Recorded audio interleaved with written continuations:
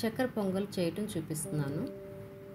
చక్కెర పొంగల్ కోసం 3 గ్లాసులు బియ్యం తీసుకుంటున్నాను. అవి బాగా కడుక్కొని 3 గ్లాసులకి 9 గ్లాసులు వాటర్ పోసుకోవాలి.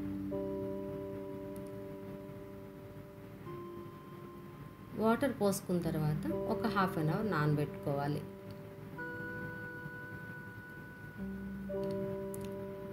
మామూలుగా రైస్ వండుకుంటాకి గ్లాస్కి 2 గ్లాసులు పోస్తాం. చక్కెర పొంగల్కి మాత్రం గ్లాస్కి 3 గ్లాసులు పోయాలి. ఎందుకంటే అన్నం కొంచెం మెత్తగా ఉండాలి. నానబెట్టుకున్న బియ్యాన్ని ఇప్పుడు పెద్ద గిన్నెలోకి షిఫ్ట్ చేసుకుంటున్నాను.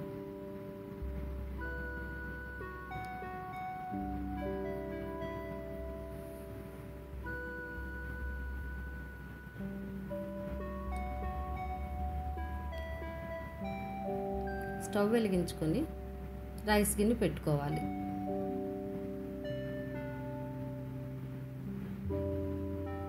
రైస్ గిన్నె పెట్టుకున్నాను. మీడియం ఫ్లేమ్లో కుక్ చేయాలి. మూత పెట్టేసుకున్నా. ఎండు కొబ్బరి చిప్పలు ఒక 6 తీసుకొని ఇట్లా కట్ చేసుకోవాలి చిన్న ముక్కలుగా. క్యాష్యూ 200 గ్రామ్స్, బాదం 100 గ్రామ్స్, యాలక్కాయలు ఒక 20, పచ్చికర్పూరం ఈ ముక్క సరిపోతుంది ఈ సైజు. బాదం పప్పు నానబెట్టుకున్నాను. పంచదార నెయ్యి కూడా తీసుకున్నాను. పంచదార 4 గ్లాసులు, నెయ్యి 2 గ్లాసులు. ఉడుకుతున్న అన్నంలో ఒక స్పూన్ నెయ్యి వేసాను. అన్నం ఇంకా ఉడకాలి.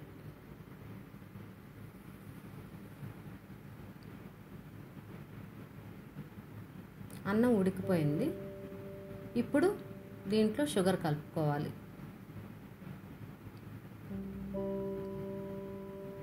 షుగరు అన్నం మొత్తం కలిసేలా కలుపుకోవాలి. పంచదార అంతా కరిగిపోయింది. మళ్ళీ దగ్గర పడే వరకు ఉడికించుకోవాలి. మూత పెట్టేసుకోవచ్చు.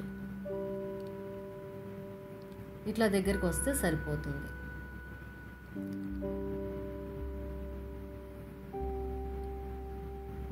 స్టవ్ ఆఫ్ చేసుకొని పక్కన పెట్టుకోవాలి.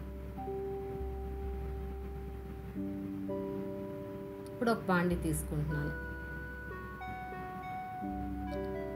స్టవ్ వెలిగించుకొని బాండి పెట్టుకోవాలి.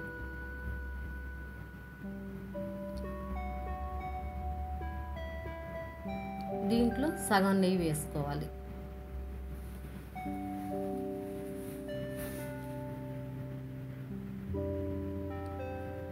నెయ్యి వేడెక్కిన తర్వాత క్యాష్యూ వేసి ఫ్రై చేయాలి.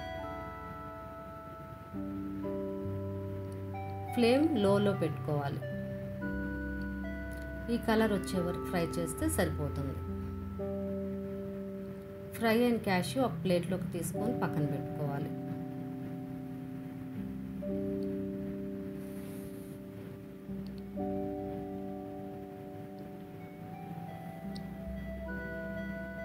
తర్వాత నానబెట్టుకున్న బాదం పప్పు పైన పొట్టు తీసేసాను. అవి కూడా ఫ్రై చేయాలి. అవి కూడా లో ఫ్లేమ్లో పెట్టి ఫ్రై చేయాలి. ఈ కలర్ వచ్చిన తర్వాత తీసేయచ్చు. ప్లేట్లోకి తీసుకొని పక్కన పెట్టుకోవాలి. ఇప్పుడు కట్ చేసి పెట్టుకున్న ఎండు కొబ్బరి చిప్ప ముక్కలు కూడా ఫ్రై చేయాలి. మొత్తం వేసేసుకుంటున్నాను. లో ఫ్లేమ్లో పెట్టి ఫ్రై చేసుకోవాలి. ఈ కలర్ వస్తే సరిపోతుంది. ఇవి కూడా ప్లేట్లోకి తీసుకొని పక్కన పెట్టుకోవాలి.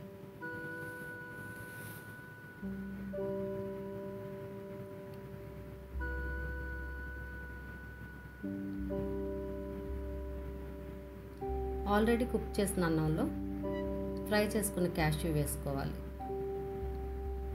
ఫ్రై చేసుకున్న బాదం కూడా వేసుకోవాలి.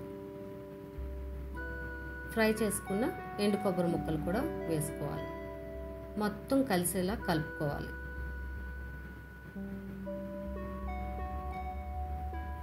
నెయ్యి కూడా పోసేసుకోవాలి. మిగిలిన నెయ్యి కూడా దాంట్లో వేసేయాలి. యాలక్కాయలు పచ్చికర్పూరం మిక్సీ వేసుకున్నాను. ఆ పౌడర్ కూడా ఒక స్పూన్ వేసుకోవాలి. అంతే, చక్కెర పొంగల్ రెడీ.